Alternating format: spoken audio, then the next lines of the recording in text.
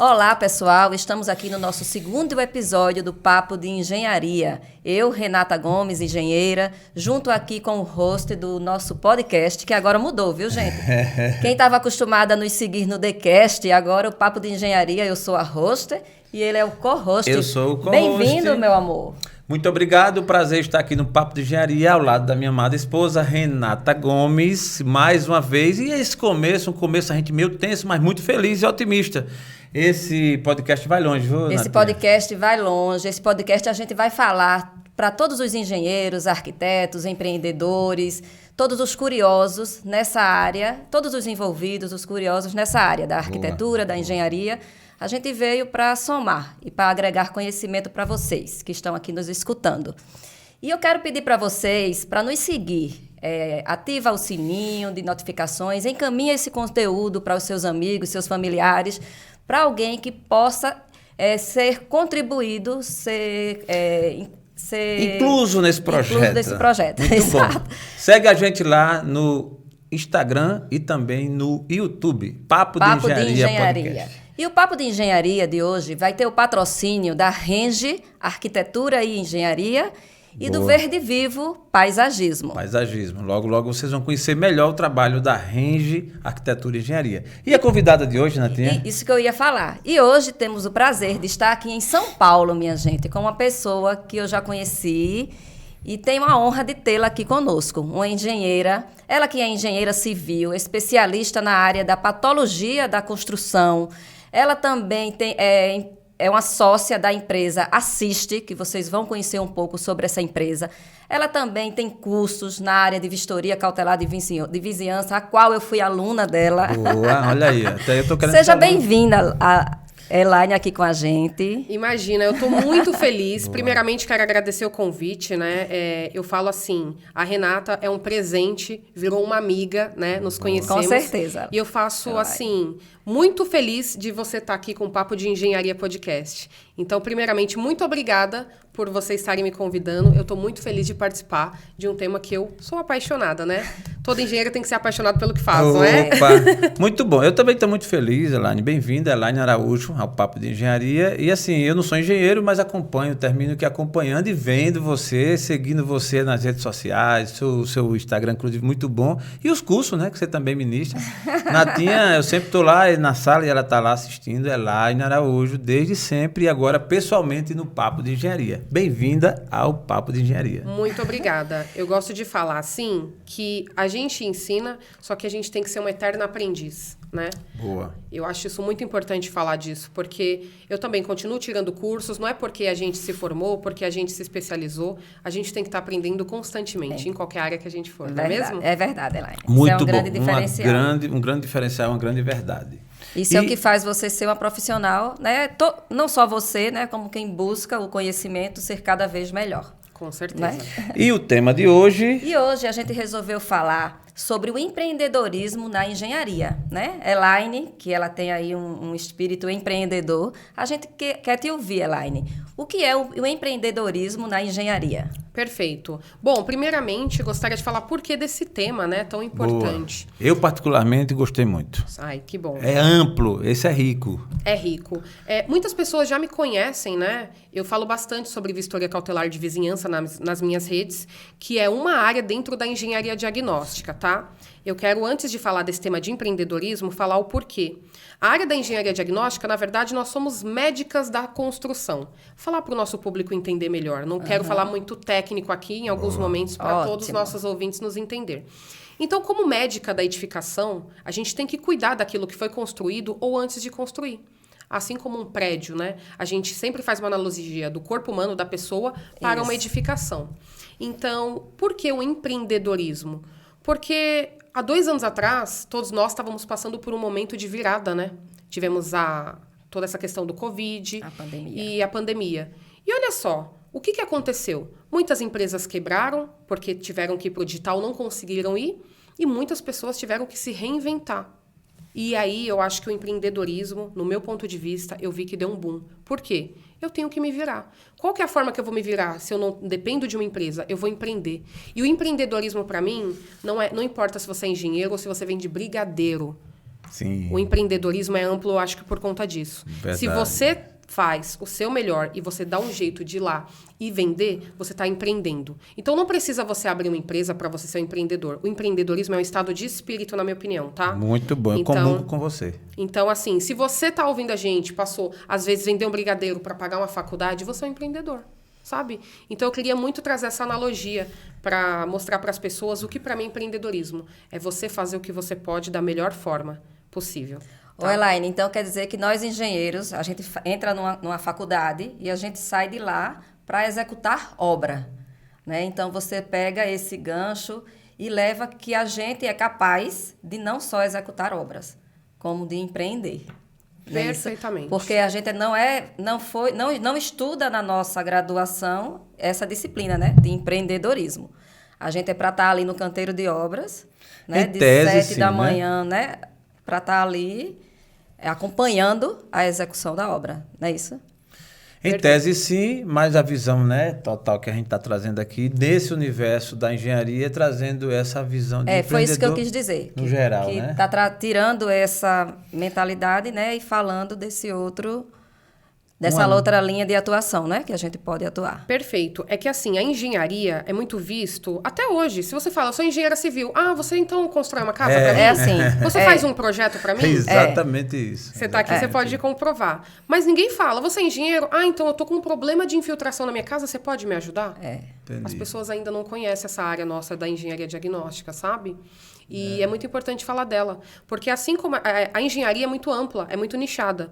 Até na parte de construção, quando a gente entra na engenharia, e eu vou me colocar nessa daí também. Quando eu entrei na engenharia, eu achei também que eu ia construir.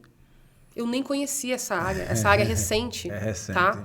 Com essa no Brasil. visão expansiva de divulgação, de apelo mercadológico, tudo é uma área recente. Porém, é um fato que toda vida se precisou cuidar, né? Exato. Mas eu estou gostando de estar participando, sempre ouvindo, né, os profissionais da área, a seu exemplo, de que isso está sendo levado adiante, o conhecimento. E aí é onde entra esse papel do empreendedorismo na construção civil, que é uma área muito rica, né, Elaine? Muito. Quando você fala da construção civil, no geral, que amplitude, ou melhor, que significado você traria para os nossos ouvintes, assim? Sempre, desde quando você começou a sua pegada no estúdio e na execução, quando você fala de construção civil, o que é que lhe traz mais à mente? Olha, construção civil, para mim, hoje, é muito amplo. A gente está falando desde reformas, obras... Sim. E na época que eu estudava, para mim, construção civil era só uma coisa, a obra. Era só o que eu conhecia. E olha só, mas tudo que é construído precisa ser mantido, né? Como que a gente mantém? Eu gosto muito de dar uma analogia na nossa área para quem tem carro. Porque carro as pessoas cuidam, né? Você troca o óleo do seu carro, você sabe que você tem que trocar. Lógico. E um bem material, uma casa, um apartamento... que hoje nós sabemos que os brasileiros é o sonho de consumo de muitos aí, né? Ainda vem sendo a moradia própria. A casa própria. Que é o bem mais precioso que você luta, às vezes, a vida inteira para ter. Por que a gente não tem uma cultura de mantê-lo, sabe? É uma reflexão que eu queria trazer até aqui. Sim. Por que ainda? É cultural. É cultural. Não foi ensinado, nós não fomos ensinados, tá? Então, quando eu entrei nessa área da engenharia diagnóstica... Na verdade, eu entrei no meu segundo semestre de engenharia, já nessa área de laudos técnicos em engenharia diagnóstica. Olha só. Caramba, já nos bancos da faculdade? Nos bancos da faculdade. Que massa, Eu diferente. me formei... Já direcionada. Você nunca trabalhou em obra? Nunca trabalhei em obra. Que foi, Elaine? E olha que engraçado. Você me deu um gancho muito legal. Eu nunca trabalhei em obra, não por não querer. Na época da minha faculdade, eu comecei a entrar numa empresa, né, que me deixou lá como estagiária, e eu entrei já fazendo essa parte de laudos e vistorias. E aí eu pensei assim, você fica 2 anos no estágio e depois disso você vai fazer o quê? Procurar outras experiências, né? Isso. E eu fui tentar procurar experiência com obra. Para o quê? Para ter um leque maior. Quem disse que eu conseguia? Entendi. Depois que eu entrei nessa área, tudo me levava para essa área. E aí eu aceitei meu caminho e falei, então, já que é para fazer isso, eu vou ficar boa nisso. Boa. E me aceitei no caminho disso. Eu acho isso muito importante. Até para ouvintes que talvez tá estudando e fala, eu preciso ter um estágio em obra, eu preciso ter isso. Às vezes a gente precisa olhar o que tem na nossa direção e querer ser bom naquilo, sabe? Sim, sim. Então, eu aprendi a gostar muito do que eu estava fazendo. E isso me tornou, acho que hoje, uma pessoa que realmente está querendo aprender sempre mais no mesmo assunto. Muito bom. Quando a gente fala do empreendedorismo na construção civil, aí você tem vários itens. A gente podia eleger aqui, né? Cada pessoa procura um caminho. Aí tem aquelas pessoas que realmente já seguem, já nascem com aquela ideia, ou melhor, na faculdade já pensam na ideia de realmente construir, e que não é nada demais. É uma linha de seguir.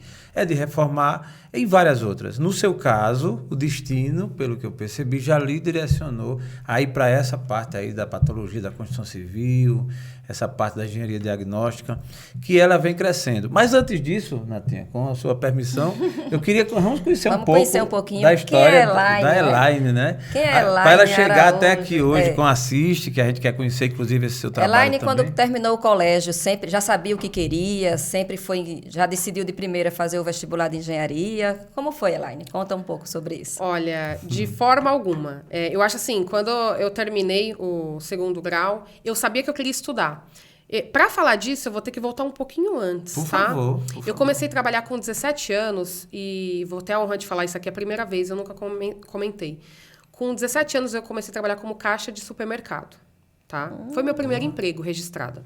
Certo. Então, eu ainda estava estudando, terminando o meu ensino médio, certo. e eu consegui esse emprego. E aí, o que eu fazia? Eu saía da escola 12 horas, tinha que correr para entrar 1 da tarde e ficava até 10 da noite. Eu trabalhava 3, 4 dias porque eu era folguista. Ou seja, tem pessoas que ficam o mês inteiro e eu pegava os dias mais movimentados, tá? Então, esse foi o meu primeiro emprego.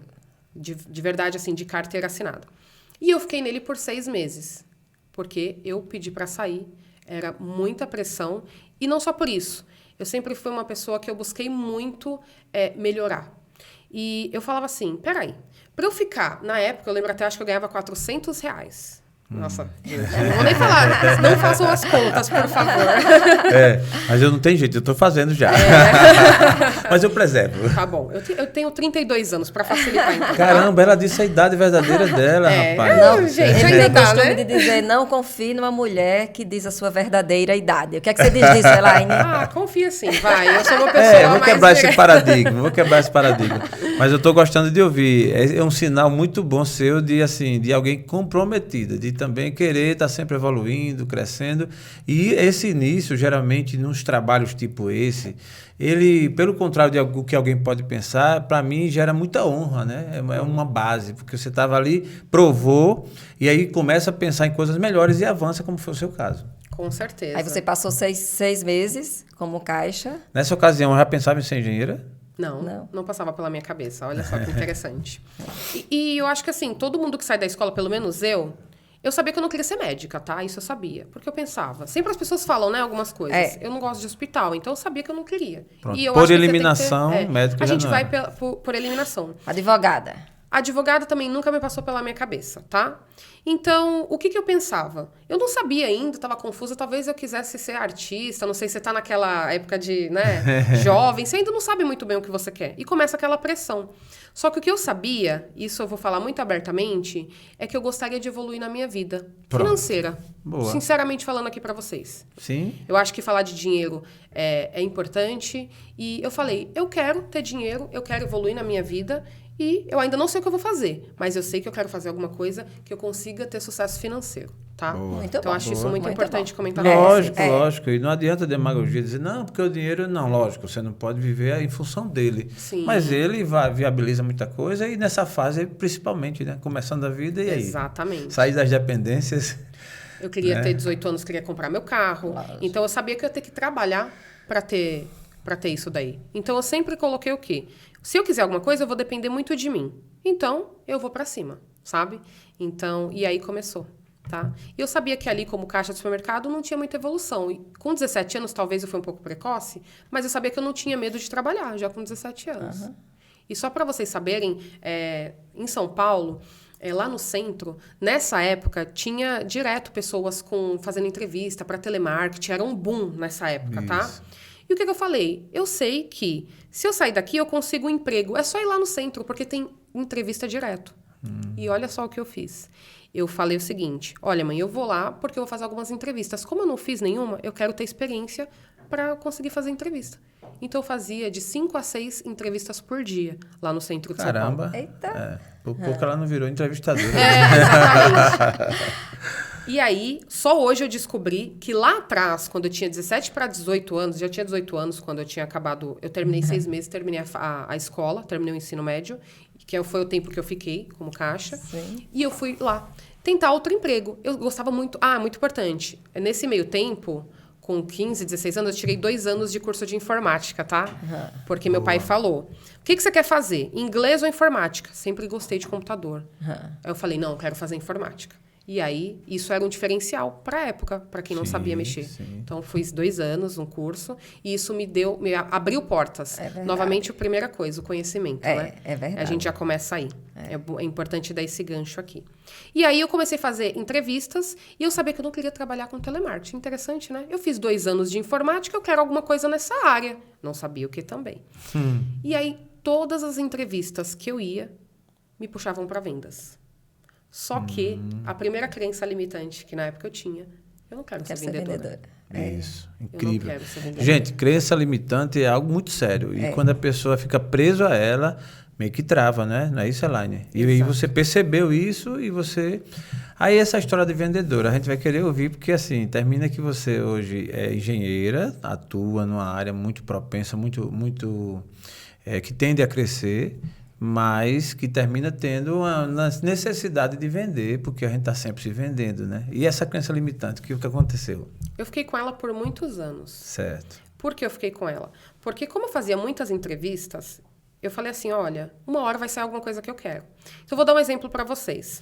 Eu tinha uma entrevista para trabalhar de telemarketing como receptivo ou cobrança. Eu até poderia, mas quando eu falava, você vai ter que vender, eu não queria. Poxa. E aí, na época, tinha muitas entrevistas com muitas pessoas. E teve uma época que uma coordenadora era para trabalhar na Abril. Ela falou, olha, esse cargo aqui é para recepção, mas seu perfil, Elaine, é de vendedora. Vamos pro ativo que você vai fazer muito sucesso. Me pediu. Eu sabe o que eu fiz? Não, desculpa, não quero. Eu falei muitos nãos. E naquela época eu não tinha maturidade para saber o que estava acontecendo, sabe? Sim. Então, é muito interessante, porque hoje eu Porque olho lá na sua atrás... mente aparentava o quê? Era vergonha de ser vendedora ou você não se sentia capaz de? Eu achava... O que é que passava na sua mente? Na minha mente, eu acho que na época eu achava que eu não ia conseguir, sabe? Eu vou ter que vender para as pessoas? Vendedor é chato. Ninguém gosta de vendedor. São crenças que vêm, eu acho que muitos de vocês já ouviram isso, e que depois eu falei, meu Deus, e no final eu virei o quê? E isso é um mérito, né? Sim, Com com certeza. toda certeza. Com certeza. E aí, eu consegui um emprego, tá? Eu trabalhei na época telefônica, hoje é Vivo, como eu fazia parte de dados, mexia exatamente com elaboração de contrato de dados. Uma coisa muito técnica, que eu fiquei por muito tempo. 3, 4 anos, fui promovida, virei analista, só para vocês entenderem a cronologia. Fiquei lá 3, 4 anos, virei analista, coordenava uma equipe de 20 pessoas. Eu era muito boa no que eu fazia tecnicamente. Porque era tudo técnico. Era mexer com data center, com VPN, coisas assim de telecom que a gente não vai entrar. Só que essa empresa telefônica sempre terceirizava. Então, eu saía e ia para outra terceirizada, né? E com isso tudo, teve uma época na minha vida que eu fiquei 5 anos com telecom e eu comecei marketing. Boa. Coisa doida, né? Porque a gente tinha que ter algum curso, né? Para subir de carreira lá, a gente tinha. Então, eu comecei técnico em marketing. Aí vocês vão me perguntar, Elaine, você não gostava de vender e por que você foi para marketing? Não sei informar, mas eu gostava de criação. E eu falava, marketing é mais a minha área. Eu não queria fazer administração, eu não queria fazer outra coisa, que seriam ciências contábeis, não queria. Eu falei, como é para crescer aqui dentro, eu vou fazer, poderia ser qualquer um dos 3. Eu fui para marketing. E aí eu me achei.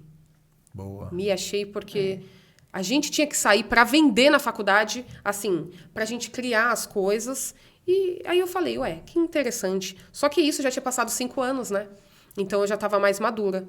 E as coisas foram se construindo. Você pode se perceber melhor. Exatamente. Né? Eu não finalizei marketing por um problema de saúde. Eu passei por um estresse. Sim. E isso fez cair todo o meu cabelo. Foi mesmo. O nome isso aqui eu nunca falei em nenhum lugar. Isso é algo bem pessoal, mas eu tô me sentindo à vontade aqui, eu acho interessante. A casa é sua. E eu tudo tranquilo hoje, mas na época eu nem podia falar. O nome disso é alopecia areata, tá? Então, Tem gente que cai sobrancelha, tem gente que cai todos os pelos do corpo. E é um estresse. É isso que eu ia perguntar. Isso é tudo devido ao estresse? Tudo né? devidamente. Tudo a mente, né? Tudo devidamente. O poder que tem a nossa mente. Né? Aí você vai perguntar, o que você fez? Eu continuei trabalhando, falei com o meu gestor, como se nada tivesse acontecendo, e o cabelo vai caindo aos poucos, vai caindo. Passei no médico para ver o que poderia fazer. Ele falou, olha, não dá para controlar. Vamos fazer alguns exames, ver se alguma coisa hormonal não era. Então, é sua mente. Seu cabelo pode voltar a nascer, ou ele pode nunca voltar, a gente não sabe. Opa, Meu Deus graças a Deus do céu, voltou. Vocês estão vendo, né? Não é peruca. Com todo respeito, muito bonito, né? É Tia? linda. Então, por que eu tô falando isso? Porque eu acho que muitas pessoas que nos escutam, né?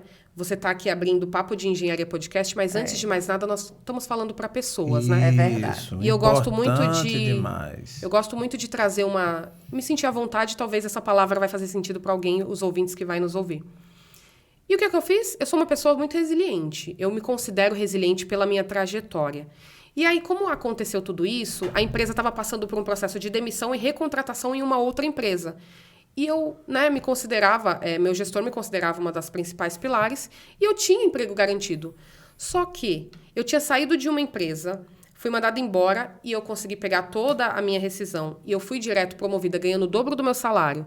E 1 ano depois, eu ia ser mandada embora de novo para ir para outra. E eu estava passando por esse processo. O que eu fiz? Só para vocês entenderem, meus pais são do Nordeste. Toda a minha família é da Paraíba. Opa! Eu falei. Pertinho da gente. Alô, Paraíba! Alô, Paraíba. Bem pertinho, nossos vizinhos. O que eu fiz? Alagoas. Eu tirei 1 ano sabático para cuidar da minha saúde. Porque eu precisava, eu sentia o momento, sabe? E aí foi que eu fiquei 1 ano lá. Seus pais estavam lá e você aqui Sim, sozinha. Eu aqui sozinha, exatamente. Tá. Né? Então, eles moraram muito tempo aqui em São Paulo, depois voltaram para lá, Ah, tá. E aí eu Você fiquei nasceu sozinha. aqui, em São Eu Paulo. nasci em Minas Gerais, tá? Só que eu me criei em São Paulo.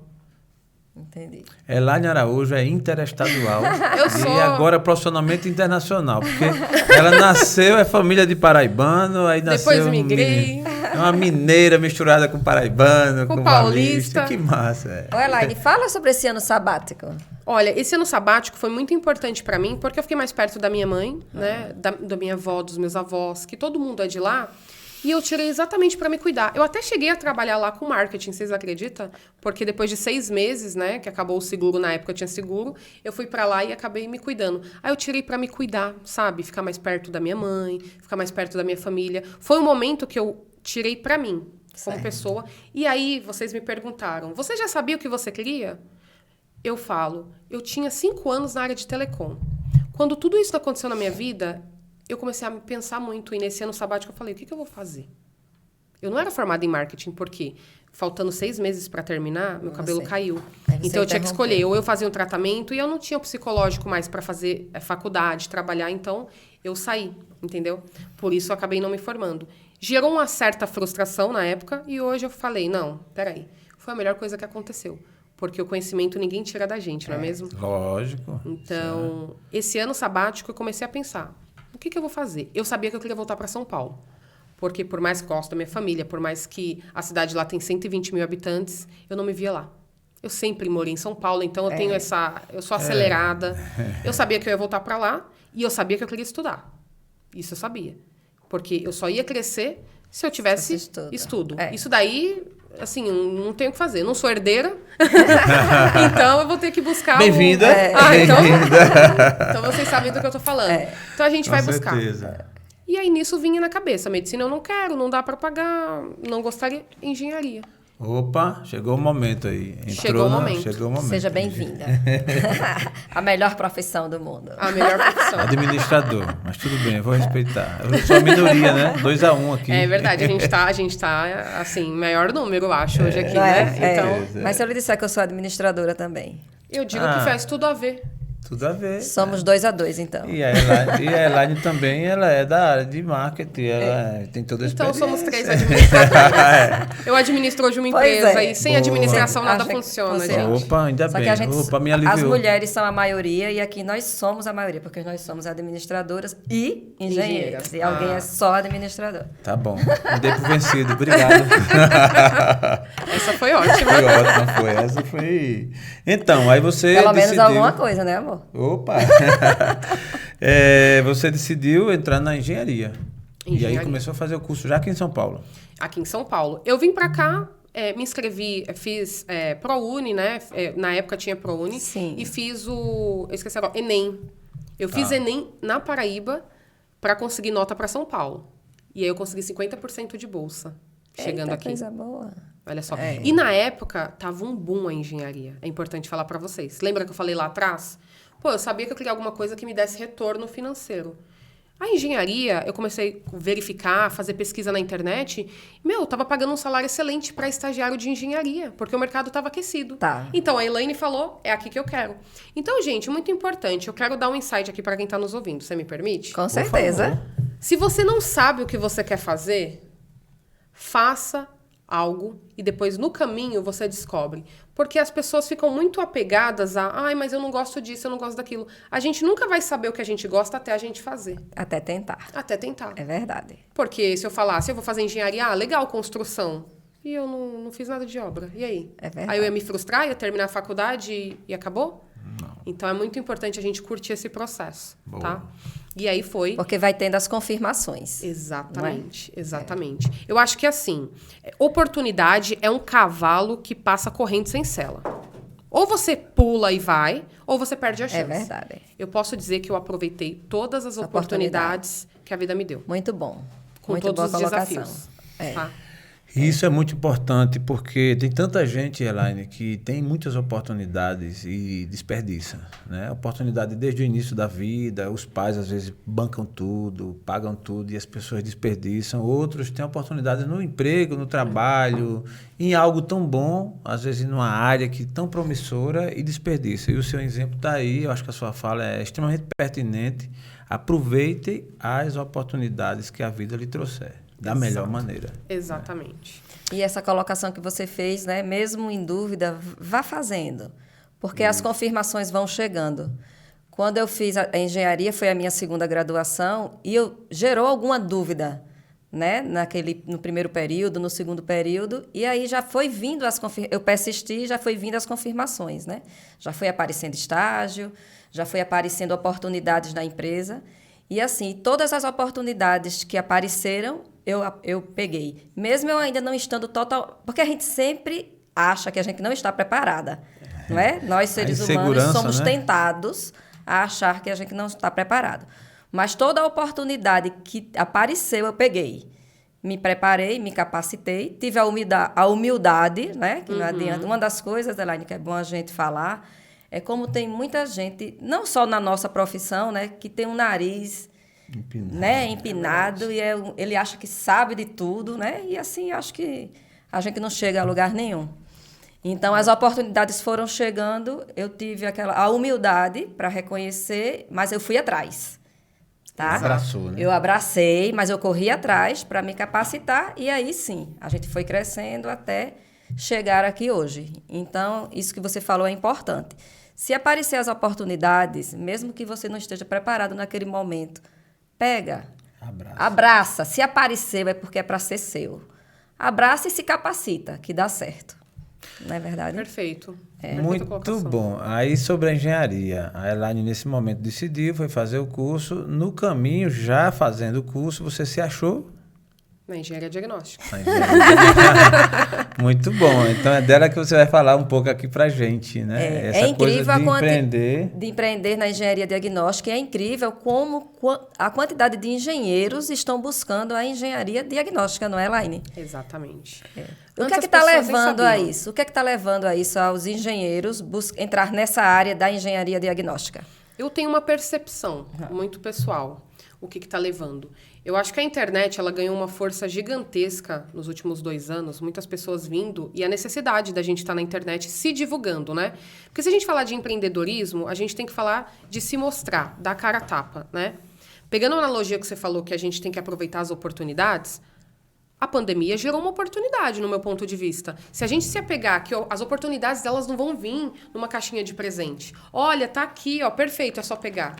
É aí que está, no meu ponto de vista, o que eu enxergo das oportunidades. Elas vêm em volta de desafios. É verdade. É você fazer o que os outros não estão dispostos a fazer. Porque se fosse tão fácil, todo mundo aceitaria, É. né? Então, eu acredito muito nisso, sabe? Então, a internet com a pandemia e você se expor na internet, porque não é fácil. Não é fácil você estar vindo Não. aqui com um podcast. Não. Muitas pessoas aqui estão nos assistindo, vão nos assistir. Vai ser um sucesso, eu tenho certeza disso. Amém. Só que você tá aqui, você deu o passo, não é fácil. Não. Não é fácil porque aí tem pessoas que vai julgar como a gente fala, por que a gente fala. Mas isso aqui é um desafio. Não é um desafio? É um Perfeito. desafio. Então, as pessoas... E o que eu acho da engenharia diagnóstica, respondendo sua pergunta, por que deu um boom? Porque a obra, hoje, no meu ponto de vista, ela é muito sazonal. Por colegas, amigos próximos meus que trabalham com obra, a obra ela começa, ela é muito pressão, como qualquer serviço, mas ela é uma pressão gigantesca, um canteiro de obra, responsabilidade. E você termina uma obra, você vai para outra obra. Então, engenheiros hoje, arquitetos que trabalham com obra, especificamente, que é o grande mercado, Isso. ele termina, às vezes ele está em São Paulo, depois ele tem que ir para uma obra na Bahia, ele vai para onde tem. E acaba que você vai saindo, criando vínculos. Se você mora em um lugar, você tem que mudar para outro, mudar com a família. Isso que eu estou falando para vocês eu tenho diversos colegas da área que me relatam isso. E aí também temos a área de projeto, né? Que tem que ser uma área técnica, você tem que ser uma pessoa que gosta de estar fazendo ali, centrado. E a engenharia diagnóstica, ela veio de uma carência, primeiramente, de mercado, e o boom está aí. Onde o cara, ele não aguenta mais obra, ou a mulher não aguenta mais obra. Ele também não se vê em projeto. E ele olha como uma necessidade de se empreender que a engenharia diagnóstica te dá. Por quê? Para eu abrir uma construtora hoje, eu posso abrir uma construtora, mas é fácil. Não é tão fácil. Não que nenhuma área seja. Para abrir um escritório, para fazer projetos, é fácil? Não é fácil, porque hoje temos diversos projetistas, diversos escritórios grandes. Agora, se eu abrir uma área e eu trabalhar como engenheira diagnóstica, que eu posso começar desde serviço de vistoria cautelar de vizinhança, posso fazer meu merchan? Por favor. Por favor. Que é uma das áreas da engenharia diagnóstica que fala que é um serviço preliminar que a gente faz antes da obra, que é uma vistoria que a gente faz nos vizinhos, tá? E é inclusive eu dou aula, né? Eu tenho curso de vistoria cautelar de vizinhança. É um serviço de entrada, assim como vistoria de apartamento. A pessoa consegue entrar. Ela pode oferecer para uma pessoa que comprou um apartamento ou ela pode oferecer para as construtoras. Eu acho que é um mercado amplo. E aí a gente está falando de mercado de inspeção predial também.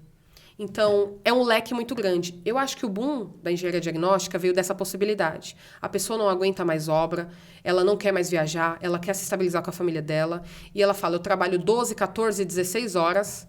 Um adendo, não que quem vai empreender não vai trabalhar isso, tá? Sim. Que dificilmente as pessoas acham que é tão fácil, não é. Mas ela pode ser autônoma e ela pode fazer o horário dela e ela pode, literalmente, com conhecimento, muito importante falar, se especializando e com conhecimento, ela pode ser dona de si e fazer seu horário. Eu acho que o boom da engenharia diagnóstica veio dessa carência.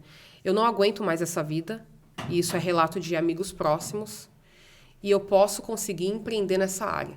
Boa. Entendeu? É uma carência de mercado que nós tínhamos e uma necessidade, porque as edificações vão envelhecer e quem vai cuidar? Quem vai medicar? Quem vai tratar? Porque construir, a gente está tendo um boom imobiliário, Sim. mas e quem está cuidando dessas edificações?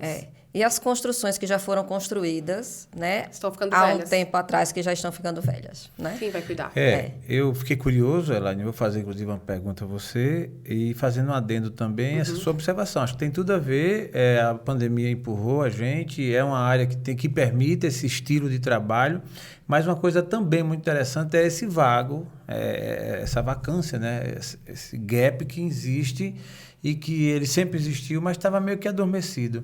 E o engenheiro, no caso de vocês, diagnóstico, estão fazendo um trabalho bem interessante, que é meio que advertir, lembrar, tocar no assunto, mostrar a importância de se prevenir, da solução dos problemas. A gente hoje passa nas cidades e eu estou sempre com a Renata e ela mostra, né, os prédios quando estão demarcados, essa história do desplacamento, enfim, uma série de termos técnicos que eu pouco conheço. Como é aquele negócio na parede? Fala para a Elaine.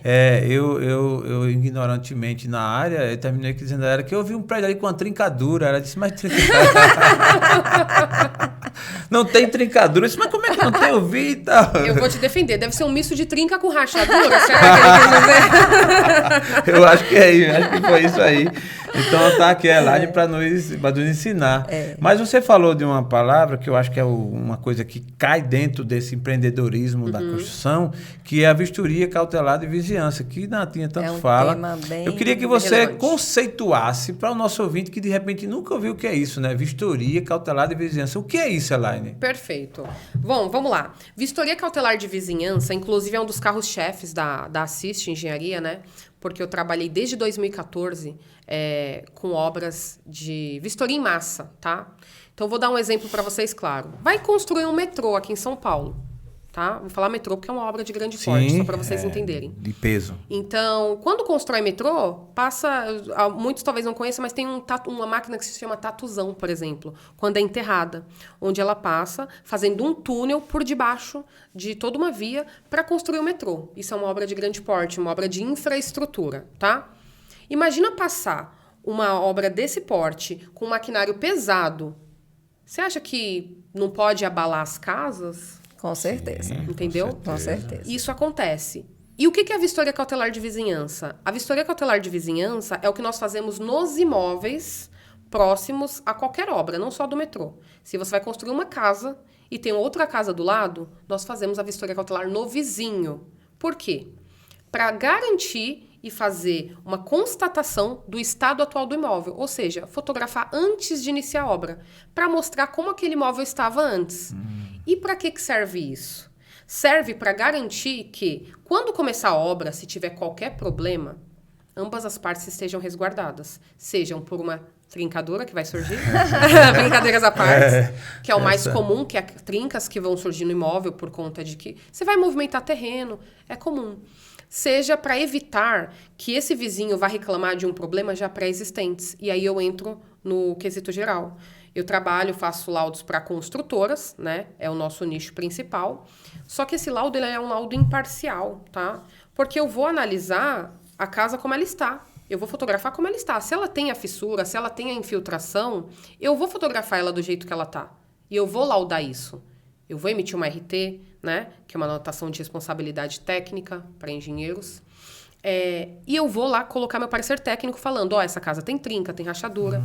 Deixa eu lhe fazer uma pergunta. Claro. Você foi na casa e constatou que tinha uma fissura ali naquela parede. Perfeito. Aí você tá com esse laudo, né? O documento que é um laudo. Sim. Aí a obra começou, tá? Aí aumentou essa rachadura. Perfeito. Tá? Aumentou essa fissura, enfim. Então, cabe ao construtor fazer essa recuperação? Vá, responda. Não, perfeito. Exatamente por conta disso, Renata. Imagina que você, a construtora, você vai construir. E você tem um imóvel lá, você começou sua obra, e o imóvel em questão que está do lado já é um imóvel cheio de patologias, cheio de trinca. A gente vai lá e mede essas trincas com fissurômetro. Certo. Certo? Que é uma régua, tá? Pra gente medir a abertura. Espessura da espessura. Por que isso? Porque só fotograficamente Você eu não não consigo vai- provar. Então, sempre que possível, é muito importante. Para quando o vizinho falar, olha, aumentou talvez uma fissura Sim. pré-existente, a gente conseguir olhar no laudo. E se aumentou, esse laudo, o construtor, ele pode reparar o problema. Mas ele tem que reparar? Se o problema for causado, se for feito o laudo antes da obra dele, Aí e ele depois da obra aumentou. constatar, sim, ele tem que reparar. Tá. E isso é muito comum. E as construtoras que me contratam, elas reparam, não tem problema nenhum. Mas sabe qual é o problema? É não fazer o laudo. Aí é que é o problema. O cara vai lá, fala que a casa inteira trincou por conta da obra. Aí a obra tem que pagar. E aí, cadê o laudo? Como que eu vou comparar? Se vai para um litígio, que é para o judiciário, o construtor perde. Ô, Elaine, isso é um assunto que para os construtores, né, para as construtoras de um modo geral, eles têm um certo conhecimento. Mas para os donos daquelas casas vizinhas, os donos, os moradores, não têm esse conhecimento dessa importância. E como fazer para entrar na casa dessas pessoas? Será que elas não ficam, né? Como é que você faz para ter acesso a essa vizinhança? Perfeito. Essa pergunta é muito importante, porque assim, primeiro ponto, as grandes construtoras sabem da importância, tá? Porque elas constroem muito e já sempre Já tem problemas passou, com vizinhos. mas eu já peguei muitos construtores que Que ainda não conhecem, né, Elaine? Então, eu acho importante falar isso, principalmente porque tem pequenos construtores entrando no mercado, fazendo reforma de apartamento que precisa fazer laudo de vizinhança. As pessoas acham, eu vou fazer uma reforma, aqui é um apartamento. Eu tenho um apartamento em cima do meu lado direito e do meu lado esquerdo. Eu teria que fazer e abaixo. Isso. Aí eu vou fazer a reforma aqui desse apartamento. Então, qual o raio de abrangência que eu preciso atuar para fazer essa vistoria de... Eu sempre falo, vai depender do que vai ter. Por exemplo, vai fazer uma reforma, vai quebrar piso. Vou quebrar o piso. Vai quebrar piso. O mínimo que você tem que fazer, pelo menos, é o apartamento de baixo. Certo. Vou derrubar a parede. Vai derrubar a parede. Eu sempre indico fazer apartamento abaixo, apartamento acima. E se tiver algum apartamento colado, parede, também fazer. Porque a gente resguarda como que tá. Porque se depois aquele vizinho reclamar que a sua obra deu problema, você vai ter que pagar e você não tem o laudo para comprovar. Certo. Tá? Então, é muito importante nós, da engenharia diagnóstica, temos que conscientizar as construtoras. Tá. Eu já tive que conscientizar construtores. Falou, mas essa casa já tá ruim, não precisa fazer, não. Falei, tá, e se ele entrar para fazer isso daí? Tudo. Eu tô com um caso recente, que nós fizemos vistoria, 48 imóveis. 13 imóveis reclamou de problema. Somente 2 eram pertinentes. E uma que nós entramos para fazer a vistoria comparativa, porque a obra começou, terminou e nós fizemos o laudo antes e depois para a construtora, para saber se os problemas eram existentes ou não. A gente chegou para fazer a vistoria, assinamos o documento e ela tinha um orçamento para fazer uma fundação na casa dela nova de R$50 mil. Só que o problema já era pré-existente. E aí? E aí se ele não tivesse feito o laudo? Uma casa só já teria dado um prejuízo enorme. Então, os construtores não sabem. E aí, o que acontece? Como que eu entro na casa, né? Que foi a pergunta que você fez. Isso. Nós temos que emitir um comunicado de vistoria que eu chamo. Que é o quê? Eu vou entender o que é a obra. É muito importante nós, que vamos falar com a vizinhança, termos uma boa persuasão, saber explicar o motivo, que nós fomos contratadas pela construtora, né? E que nós somos o quê? Uma empresa imparcial para fazer o laudo técnico. Ambas as partes têm direito à cópia, tanto o vizinho, a construtora, a gente vai passar para ela, mas o vizinho tem acesso e direito, porque você está entrando na casa da pessoa, e você tem que saber se comunicar. O que eu dou de dica é, use um crachá, vá com cartão de visita, tenha um comunicado com o nome da construtora, com o nome da sua empresa, CNPJ, para gerar credibilidade. Porque, olha só, não tem o que fazer. A gente tem que ir lá no imóvel, bater na porta e se apresentar.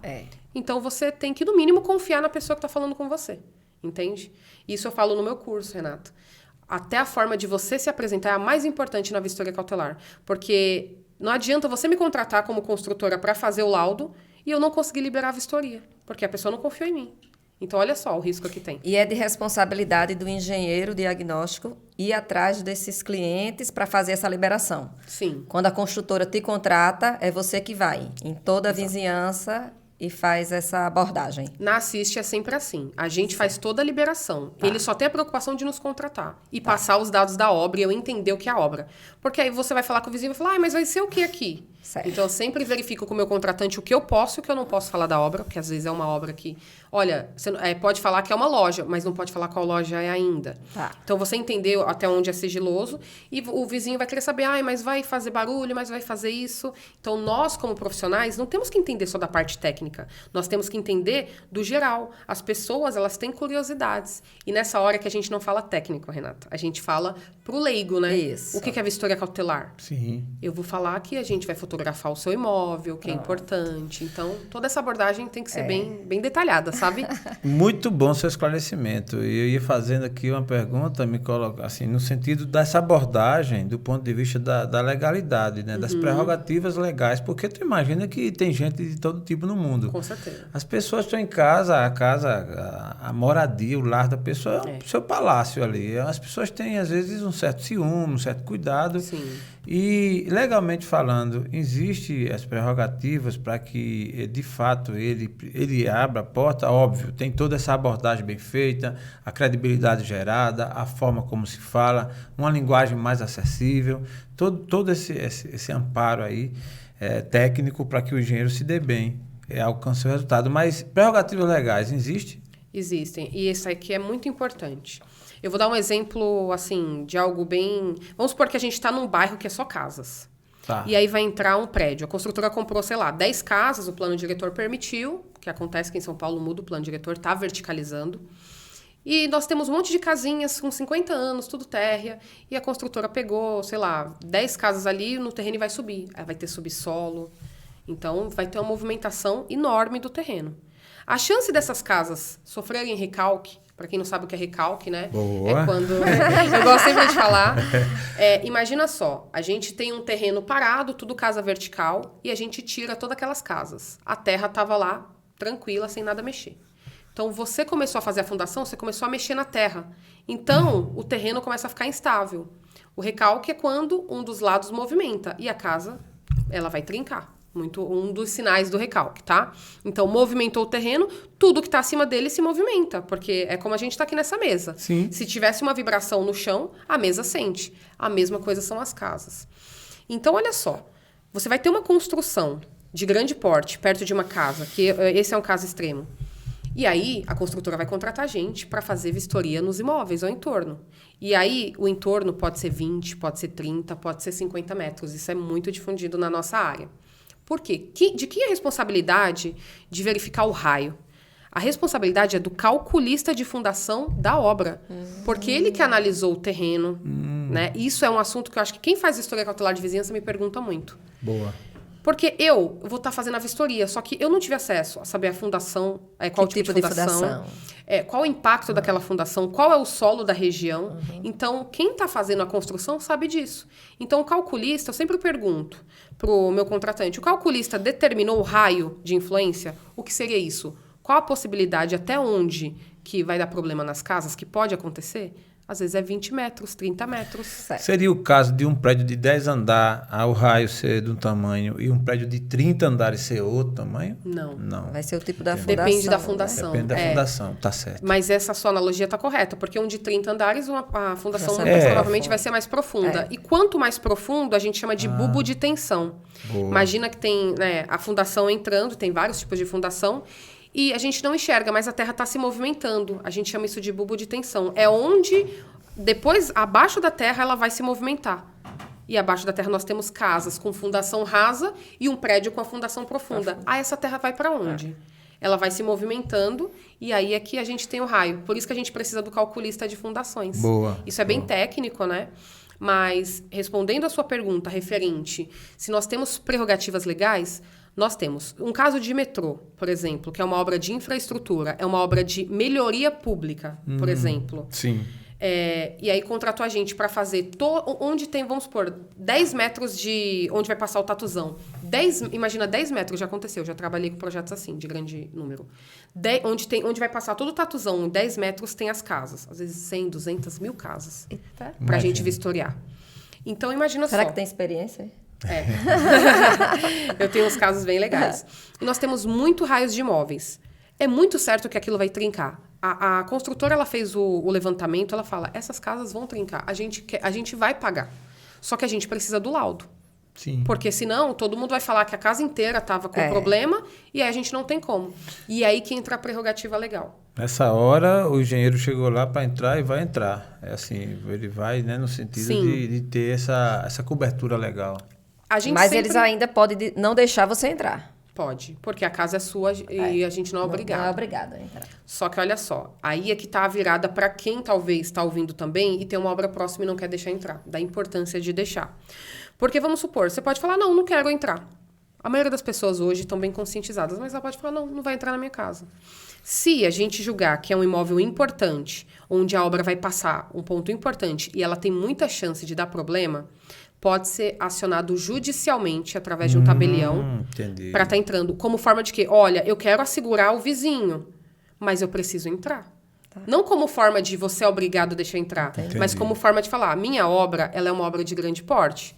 Então, a gente orienta isso. Se a pessoa não deixa entrar de primeira, a gente pode mandar uma R, que é um aviso de recebimento, uma carta registrada por correio. Sim. Você pode mandar um envelope para qualquer pessoa e colocar uma R. Isso volta para você sabendo quem assinou e quem recebeu. E a gente pode fazer um laudo falando que aquela pessoa não deixou entrar. A gente pergunta o nome, pergunta os motivos, tenta, primeiramente, explicar a importância. Não quero entrar na minha casa, não vai entrar. Aí a gente registra isso daí. com laudo de inacessibilidade. Mas, se for um imóvel que é importante por conta da obra, a gente sempre orienta a construtora para a gente fazer isso já de forma judicial. Para solicitar. E mesmo aí vai um tabelião, em vez de ser o correio, vai um tabelião que tem fé pública e vai notificar aquele morador. Olha, eu sou um tabelião. Ele pode falar que não vai deixar. Só que aí, qualquer risco que aconteceu no imóvel dele é por conta dele. A construtora ficou resguardada porque ela fez tudo o que ela podia. Boa. Excelente esclarecimento. Tá? É importante falar isso. Esse assunto é maravilhoso. É um mundo, né? É um podcast só desse assunto. É um podcast só desse assunto. Eu falo 3, 4, 8 horas, se deixar.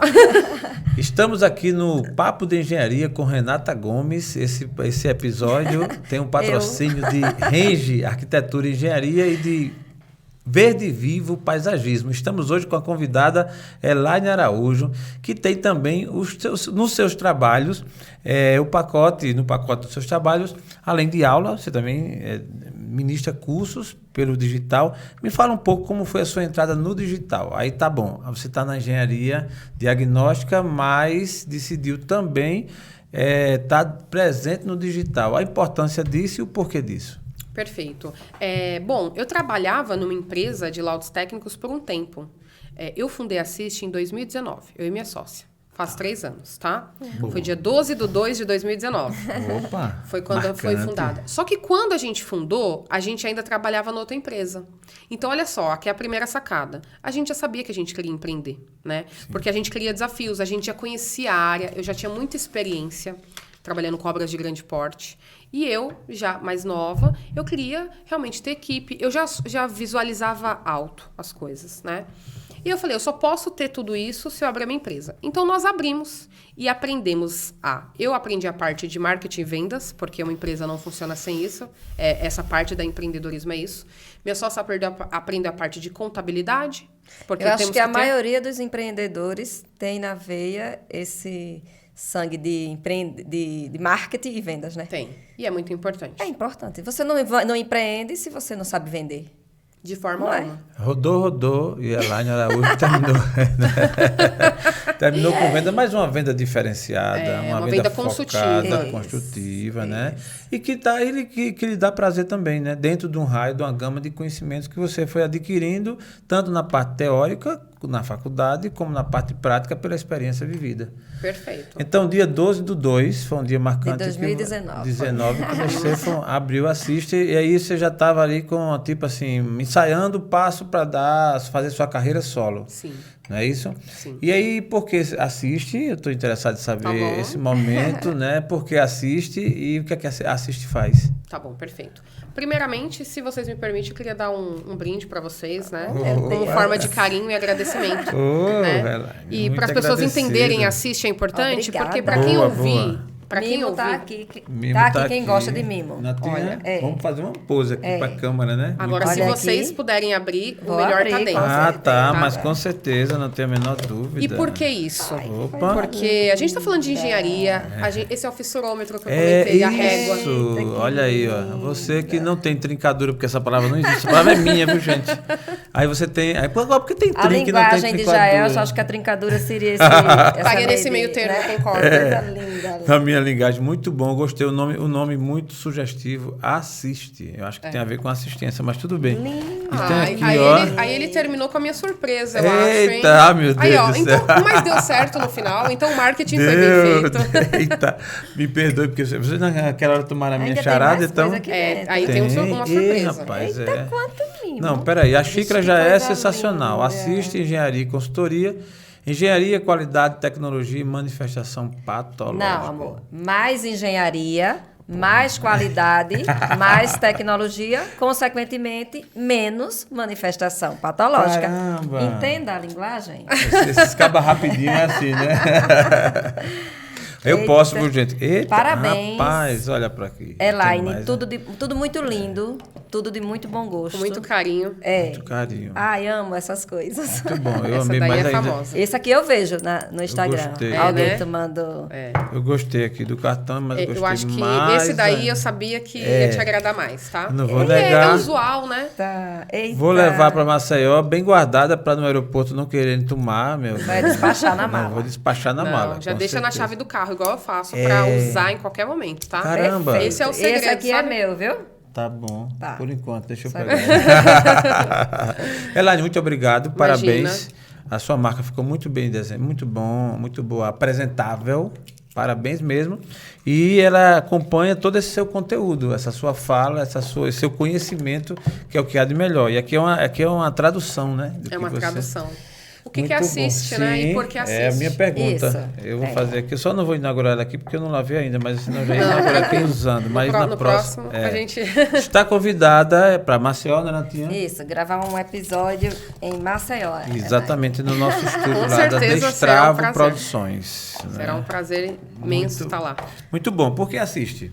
Assiste primeiramente... Bom, deixa eu contar. Minha sócia, ela é mais ligada na parte de tecnologia. Certo. Ela tem uma aptidão. Assim como hoje eu posso falar que eu tenho aptidão para empreendedorismo, vendas, eu sou uma pessoa mais comercial falando. Olha que coisa linda. Ela começou dizendo que não queria restringir de ser venda, não quero. Agora ela acaba de fazer uma frase memorável. Porque nós estamos aqui para evoluir e a gente aprende, né? Ótimo, Isso é muito importante. Excelente ouvir isso. Eu quis criar uma narrativa até para as pessoas talvez ouvir a gente e falar, caramba, realmente, eu não gosto mais. Peraí, Opa. todo mundo já me falou que eu sou bom nisso. Será que eu não tô indo contra É verdade. o que eu posso ser boa? E aí deixa uma pergunta aí para quem tá nos assistindo. E ela trabalhou numa empresa de tecnologia. E aí, ela sempre gostou dessa área de TI. Inclusive, é muito importante ter alguém na empresa que faça essa parte, Tenha né? dúvida. Porque não é eu essa pessoa, né? Eu prefiro mais... Vendas. Pessoas, conversar. E aí tá o equilíbrio e o sucesso. Assiste engenharia, primeiro por parte de assistência, tá? Então, ele já desvendou. A questão de assistência técnica, para ter essa linguagem. Só que nós queríamos deixar algo como se fosse tecnológico. E aí o Y, ele tem essa questão de internacional. Então, pode ver que empresas de tecnologia muitas vezes são internacionais, né? E aí a gente falou, não vou colocar assiste com I, com E no final. Vou colocar assiste para ficar algo mais visualmente bonito. E quando as pessoas olham isso daqui, elas não sabem se é uma empresa brasileira, se é... Gera uma curiosidade. Então, isso foi a pegada da Assiste. Assistência, Muito bom. mas com ar mais de tecnologia, por isso Y. Muito bom, parabéns. E esse logo aqui, ele foi desenhado por um designer de acordo com o que nós queríamos para a Assiste. Então, a gente falou, olha, a gente quer Tá subindo. que a empresa seja uma empresa de crescimento. Então, isso daí significa setas para cima, progresso. É mesmo. Ela tem uma perpendicularidade, dizendo como se fosse a quina de um prédio, que tem a ver com engenharia, Sim. tá? E a cor laranja, ela gera criatividade. Então, é isso que assiste. Então, a gente quer o quê? Uma empresa, não uma empresa, uma marca. Sim. Então, a gente criou isso aqui para ser uma marca e a gente tem muito orgulho disso. Então, por isso que vocês me veem muito divulgar a marca. E é muito importante isso daí. É o meu marketing, né? Muito bom. Muito parabéns, bom. parabéns. Para- Todo um visual que tem a ver com o conteúdo. Tem a que é ver o que- com o conteúdo. Mas, Elaine, mulher na engenharia. Aí tá você, sua sócia, agora que ia convidar, quem te convidou, a Renata, tudo mulher. Como é que tu vê isso hoje em dia, essa evolução que eu acho muito boa, mas no sentido prático, da rotina, do dia a dia, você exercitando a profissão, como é que você vê? Olha, eu vejo como um ponto muito importante de virada, né? Já na época de graduação, 50% da minha sala era composto de mulheres na engenharia civil. Isso não é um número muito importante. Eu vejo que a mulher ela pode estar onde ela quiser estar. A engenharia, é lógico, que vem de ser mais questão de ser mais homens, isso é comum, histórico, como qualquer profissão. Mas eu vejo que a gente vem ganhando um espaço gigante na engenharia. Porque, olha só, a gente está falando de laudos, a gente está falando de projetos, até de obra. A mulher, ela tem esse contexto hoje, e muitas empresas já têm vendo isso, que a mulher ela tem essa questão de visualizar problemas, de resolutiva, assim como homens também, mas a mulher ela tem uma capacidade analítica Não acima tenho a da menor média dúvida. Não tenho para a menor algumas dúvida. coisas. E esse mercado, eu vejo como um desafio. Eu não tenho problema nenhum em ser mulher na engenharia. Eu acho que nós temos que ganhar nosso espaço, e nós, como mulheres, temos que nos apoiar. Estava até conversando com um grupo de amigas, né, sobre isso. E a gente vem ganhando mercado. A gente vem ganhando mercado. E quando a mulher ganha mercado em qualquer área, é muito notável. Eu tenho certeza que o Papo de Engenharia Podcast, por estar sendo uma mulher, para mim, foi a melhor coisa que poderia. Muito Porque quando bom. você fala Papo de Engenharia, talvez a pessoa fala... É homem? Não. Aí vai ser a Renata. Renata com a Gomes. Elaine. Perfeito. E isso é muito legal, sabe? Eu acho assim, tem mercado para todo mundo. E nós temos muito que nos ajudar. E isso só tende a crescer. A gente está mudando gerações, né? A mulher hoje, ela não é mais aquela que fica cuidando do filho, não. A mulher, ela ajuda o esposo, ambos trabalham, ambos constroem. Isso mudou muito. E eu acho que isso é o diferencial. A gente tem que se adaptar às mudanças. Né? Isso vem acontecendo. A Renata está aqui como prova. Boa. A gente tem que estar em evidência, a gente tem que ganhar mercado e a gente tem que se inspirar e ser inspirada por outras mulheres. O meu papel na engenharia, como mulher, como porta-voz, eu vejo muitas outras mulheres que vão entrando falar que eu sou inspiração. Boa. Então, para mim, eu carrego essa responsabilidade e eu estar aqui hoje, sendo convidada, eu gosto de deixar essa palavra. Boa. Você pode ser o que você quiser, não importa o que vão falar de você. O que importa é o que você quer. Você chega onde você quiser. É só você tomar isso como objetivo na sua vida. Não importa se você é mulher, se você é homem. Mas faça por você.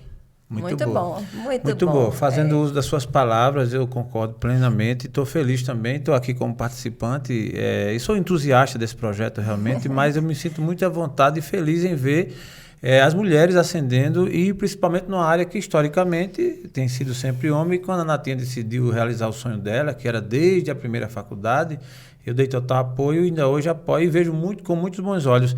E aí esse detalhe que você falou é uma verdade. A mulher ela tem muito mais... um olhar mais apurado. E nos detalhes, principalmente. E a engenharia, como muitas outras atividades, ela requer esse detalhe. Né? E na diagnóstica, que é uma coisa de estudo, que realmente vocês precisam se debruçar muito. Não é à toa que a Renata tem estudado muito. Ultimamente, então, esses cursos novos, livros que têm surgindo, isso é muito bom. E eu não tenho dúvida que haverá um grande efeito, no geral, para o mercado de trabalho, inclusive como inspiração, que é o seu caso. Eu não sou... Eu sou seguidor das suas redes sociais. Agradeço. Sou seguidor das redes sociais, vejo as suas postagens, aquela coisa de jogar para cima, de esclarecer. É sempre uma postagem criativa dentro desse contexto. E também dos cursos que você faz aí das lives, né? Eu lembro que Natinha é acompanhar as lives da Elaine. Membro da patologia, né? Da Academia da Patologia, que agora são os amigos. Muito bom. Amigos da patologia. Patologia. Mas eu não sei, Natinha, só a minha última pergunta técnica que eu queria ouvir da Elaine é assim, nesse contexto de empreendedorismo na construção civil. Na sua visão, a nível de Brasil, já que você tem tido esses acessos através da rede social, existe um gap, um espaço ainda para boas-vindas a quem quiser entrar nessa área da engenharia diagnóstica dentro do empreendedorismo? Na verdade, não só existe um espaço, como tem falta, tá? E eu vou falar isso com alguns adendos para não ter má interpretação. A gente tem hoje, eu atuo em São Paulo, atuo nível Brasil para alguns clientes, só que estou muito focada no estado de São Paulo. Mas o Brasil é muito grande, não é mesmo? E em todos os lugares tem construção ou nova ou vai estar construindo. E a gente não tem muitos engenheiros diagnósticos, por mais que não pareça. Esse boom faz 2 anos que está um boom na internet. A internet, ele só deu acesso para pessoas que não conhecia, que antes talvez não podia comprar um curso. Por que eu fui para a internet? Porque eu quero que uma pessoa que talvez não possa comprar um curso consiga ver um conteúdo gratuito e consiga talvez aprender algo ali comigo, se inspirar e ela saber que é possível. E eu acho que isso é muito importante para a gente que está aqui. Vocês que estão aqui fazendo isso, o Papo de Engenharia é um conteúdo que você vai divulgar de forma gratuita e que se a pessoa souber aproveitar, ela vai tirar ensinamentos daqui valiosíssimos. Coisas que a gente não tinha anos atrás. Na minha época eu não tinha isso. Se eu tivesse isso daqui, imagina onde a gente estaria hoje, né? Porque o conteúdo gratuito, né, de qualidade, tem pessoas com qualidade técnica excelente, colocando muito conteúdo bom. E assim, a gente não tem muito engenheiro diagnóstico que vem se especializando, tá? Porque a engenharia diagnóstica, assim como qualquer área, é uma área que requer estudo constante. Leitura, curso e atualização. É igual o médico. O médico, ele se forma, ele não para de estudar. A gente não para de estudar nunca, porque tá vindo novas tecnologias, tá vindo novos materiais. Então, a pessoa que quiser entrar nessa área, ela precisa querer ler, querer estudar e se atualizar. Então, não existe bala de prata, não existe remédio mágico. Eu vou fazer engenharia, Não, é uma especialização. Na nossa graduação, nem tinha cadeira de patologia na minha. Então, foi para pós-graduação. Como eu entrei numa empresa, eu aprendi na prática. Só que hoje já tem algumas matérias de patologia. Por quê? O mercado está mudando.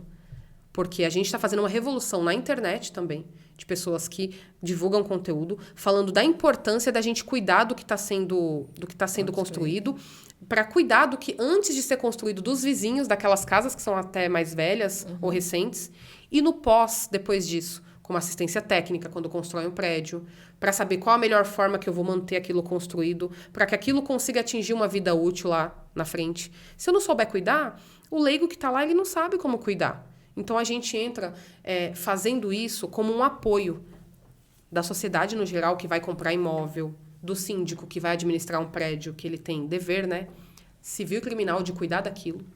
Então, a gente vem com a parte técnica para assessorar. Então, quem quiser entrar nessa área, todo o Brasil, tem muito mercado. E quem está, principalmente cidade pequena, que às vezes nunca ninguém ouviu falar, esse cara pode ser uma referência. Desde que estude, eu gosto muito de falar isso.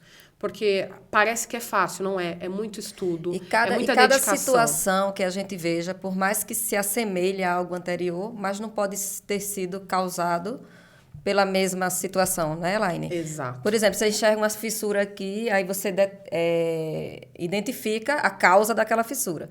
Você vai para outro local, aí você vê aquela fissura e você vai dizer, é igual àquela dali, e não é. Eu vou falar uma coisa Isso importante. é muito importante, entendeu? Você tem que analisar a fundo cada situação que você se depara. Para ficar mais prático para você, tirando a parte técnica, imagina que você vai no médico e todo mundo que fala que está com dor de cabeça, ele receita dipirona. É isso que ela quis dizer. Então, toda fissura eu vou receitar dipirona? Não. Cada paciente pode estar com aquele problema por algum motivo. A fissura, ela é a manifestação patológica, ela é o sintoma. Assim como a gente, quando tá ficando com algum problema, eu tô me sentindo mal, dor de cabeça. É seu corpo avisando, olha, tem alguma coisa aí acontecendo. Você pode estar estressado, você pode estar gripado, agora a gente tem que tomar mais cuidado sem o Covid. Então, tudo isso são sintomas. Na edificação é a mesma coisa, só que a edificação não fala. Então, ela dá sintomas. A fissura é um sintoma, a infiltração é um sintoma. E nós entramos olhando aquilo como se a edificação estivesse falando com a gente através desses sinais. E cada sinal pode ser de uma coisa. Então, tem que fazer uma investigação para a gente descobrir e dar o melhor remédio. É verdade. Boa. Eu quis falar isso porque... Excelente Muito bom. esclarecimento. E o nosso papo de engenharia está aqui maravilhoso com a presença da Elaine Araújo. Ela que é engenheira civil, é especialista nesse ramo da engenharia diagnóstica, da patologia das construções, né, Elaine? Isso, exatamente. Foi muito bom estar aqui com você. O prazer foi meu. E Jaelson quer fazer suas considerações finais. Eu queria ouvir da Elaine ainda como é que ela se vê nessa seara aí da engenharia, nesse nicho de empreendedorismo daqui a 5 anos. Como eu me vejo, eu não posso me ver sem me ver assiste, né? Boa. O meu propósito hoje, eu estou muito focada na parte estratégica de crescimento da Assiste. Ou seja, eu tenho toda a parte técnica, estruturando processos para quê? Para trazer mais profissionais para o nosso time, para ajudar a daqui a 5 anos a gente estar pelo menos 10 vezes ou 20 vezes maior do que está hoje.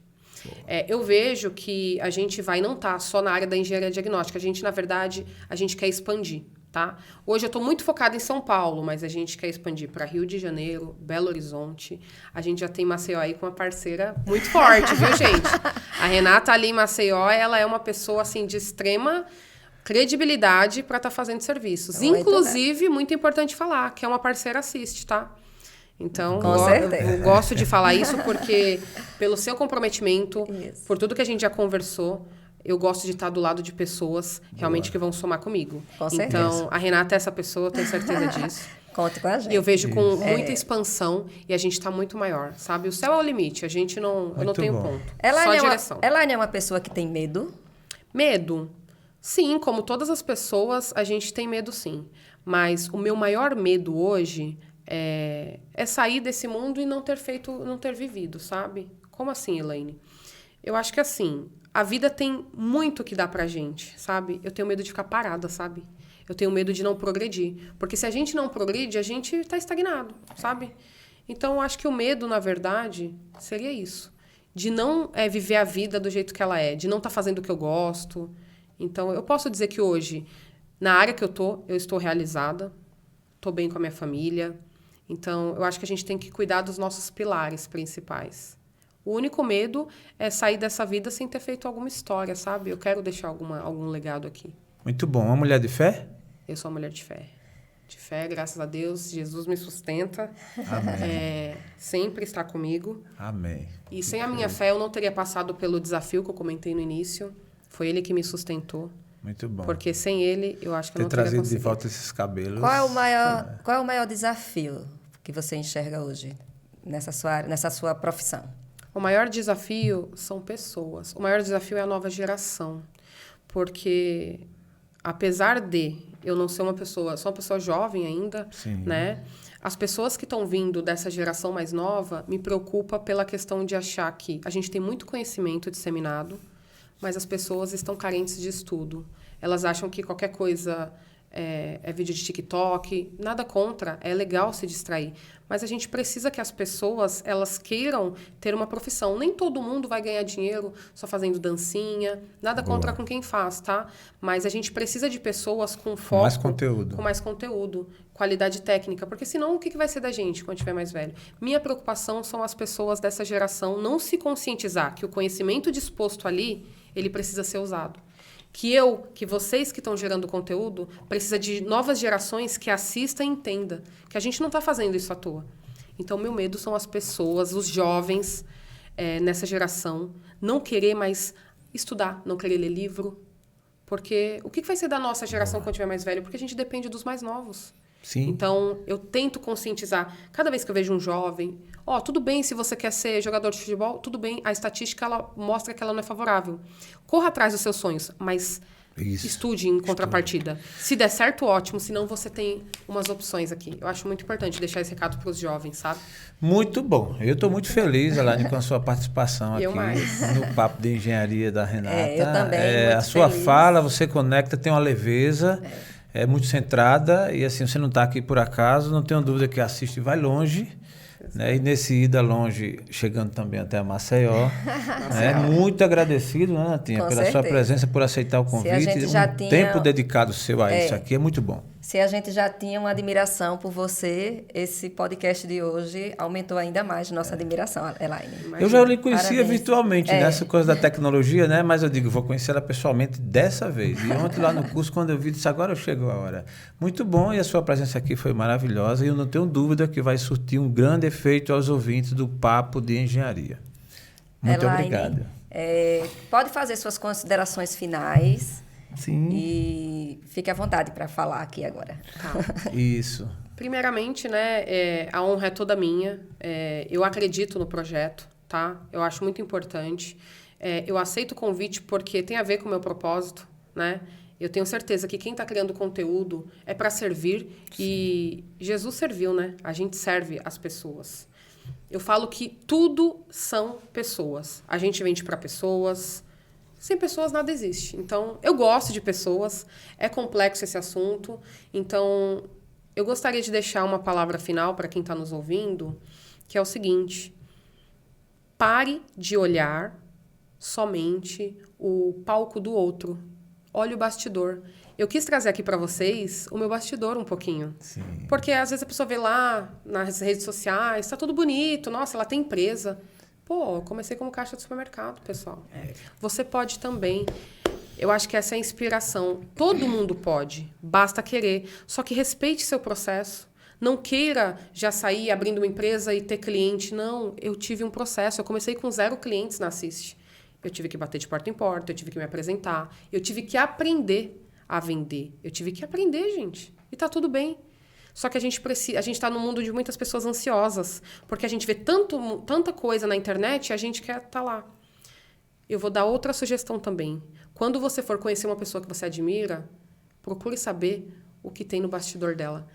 O sucesso só existe por causa do bastidor. A pessoa está lá 10 anos no bastidor, plantando. Você só enxerga a colheita lá no final. Só que ela plantou 10 anos aqui e ninguém viu. Então, essa é um pouquinho da minha trajetória. Eu fico muito feliz de poder compartilhar. E quero dizer que eu me senti muito à vontade aqui. Com certeza. E tem assuntos exclusivos sobre mim aqui. Então, as pessoas vão me conhecer um pouquinho melhor. Muito bom. Você abriu seu coração, a gente percebeu isso. Eu tenho uma característica de me emocionar e a gente se contém, mas eu me emocionei, eu vi assim você falando verdade da sua vida e do coração. Com Isso eu não certeza. tenho a menor dúvida que vai ajudar os seus seguidores, quem já te segue, quem vai te conhecer ainda, enfim, o processo como todo no qual você está envolvida. Com certeza, eu agradeço. E sucesso, tá?